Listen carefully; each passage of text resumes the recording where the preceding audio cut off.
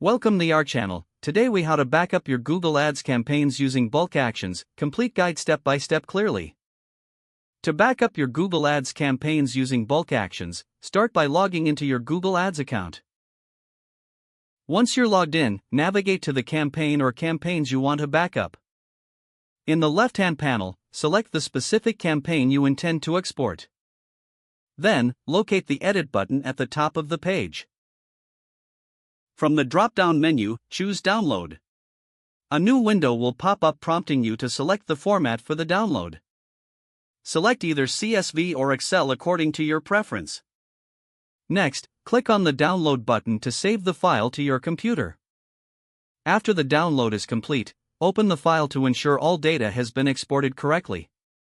For more comprehensive backing up, consider selecting multiple campaigns. In the campaign view, check the boxes next to each campaign you want to back up. Repeat the download process to export all selected campaigns in one go. Next, it's wise to add any notes or comments in the downloaded file about specific changes or important details. Make sure to keep these backup files organized within a dedicated folder. Consider scheduling regular backups for your campaigns to ensure all changes are recorded.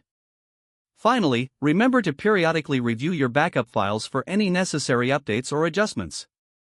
If the page does not load, refresh the browser or try again in a private or incognito window. Make sure you are using the correct email address, then retype it carefully to avoid small typos.